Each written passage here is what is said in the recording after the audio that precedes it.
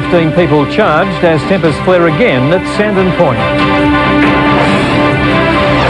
A full-time police launch returns to Port Kembla. And Corrimal Public School receives a $1.4 million education boost.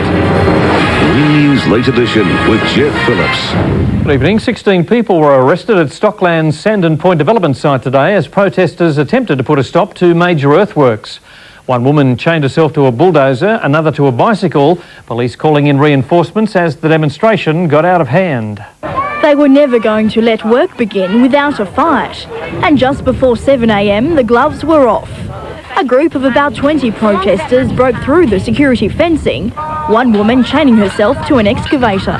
There must be a heritage officer on this site reporting the destruction of the tramway. There must be Aboriginal sites officers on this site. You are in breach of the conditions of consent as laid down by the Land and Environment Court.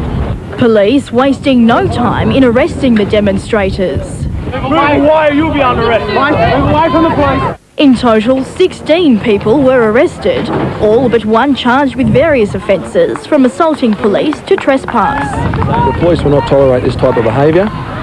If any law is broken, especially against violence or property offences, they will be arrested and charged and taken back to the station with them. While none were arrested today, the involvement of Bulletin High School students in the protest has earned harsh criticism from the Education Minister. No one likes to see children being arrested of whatever age, and I don't like seeing children arrested in school uniform. This morning's demonstration stalled works for more than an hour. Stockland now casting doubt on the facilitation process. We've had protesters contacting us and requesting us to continue with the facilitation process, and what we're saying is, well, the facilitators are just being carted away in the back of paddy wagons, arrested for unlawful behaviour. Catherine Lord, Win News. Accident investigators are arriving at the scene of a fatal motorcycle smash in Wollongong's north. Reports indicate the bike and rider impacted with the guardrail after losing control near the Scarborough School. The smash has caused major traffic problems, with investigators closing off the Lawrence Hargrave Drive. After a 2-year battle, Port Kembla's Water Police unit finally has an ocean-going vessel. Police Minister Michael Costa on hand for the arrival of the launch Valiant. This is the site anglers and marine rescue agencies have been lobbying long and hard for, following the state government's failure to return Port Kembla's previous boat after the Sydney Olympics. The last minister promised me that this boat would be returned in a letter, and I used that letter every chance I could to make sure the new minister knew that a commitment had been made, and I wanted that commitment honoured. The community down here has campaigned vigorously, and I should congratulate the community and the local MPs for their efforts. It's been their efforts that are responsible for the reversal of the decision. Absolutely ecstatic, you know, not before time, that's for sure. With a crew of 4, the 16-metre-long, $1.5 million vessel, capable of operating up to 200 nautical miles off the coast in 12-metre seas, will be available for deployment 24 hours a day, 7 days a week. The fishing and boating fraternity down here are very pleased, and of course we're also pleased that on a community base now that the community is a lot more safer than it was 6 months ago.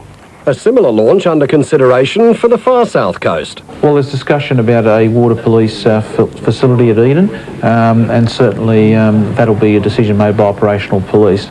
Alan Clark, Win News.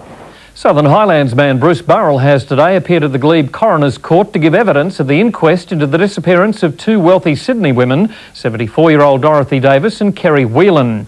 Mr Burrell was previously charged with the murder of Mrs Whelan, a charge withdrawn last year.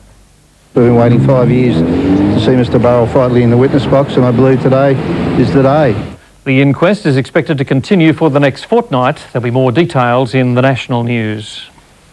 Police are still hunting a gunman who held up a Wollongong veterinary clinic on closing time yesterday. The man walked into the Crown Street premises, threatening the attendant, who handed over cash. The man, described in his mid-20s, was wearing a bone jacket and is believed to have escaped by car. A $1.4 million building program will bring together an Illawarra school divided by streets.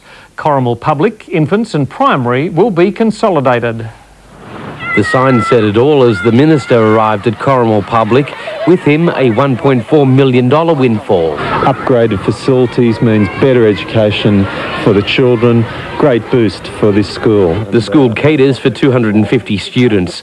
Its major problem, the infants department on one side of the street, the primary schoolers on the other. These funds will see integration. Well, there's all sorts of issues of safety and curriculum development and so on, and once we're able to be all on the one site, we can really develop a K-6 school. It's great that the young kids who go to school here today will get an upgraded facility and some new and improved facilities. It's good for the kids, good for the teachers. Plans show a new hall, canteen, covered outdoor learning area, covered linking walkways and new toilets. The announcement coincides with release of the Vincent Report into the state's public education system. It also highlights some challenges, in particular at this stage about teacher morale and teacher supply. Work is expected to begin at Corrimal Public early next month with an early 2003 completion date. Peter Andrea, Win News. And while in the region, the Education Minister opened a $500,000 multimedia centre at Wollongong TAFE. With multimedia equipment and facilities, it's a first for TAFE New South Wales. It will mean more opportunities for staff and students in the media industry and will open the way for joint ventures involving business, industry and schools. The Minister described the facility as yet another step forward for public education. We're doing a first-rate job for our kids. The OECD survey last year showed that we lead the world in literacy and numeracy amongst 15-year-olds. That's not by accident. That's because there's a good system. Aboriginal Training Coordinator Chris Knoll presented the Minister with a special presentation from the students.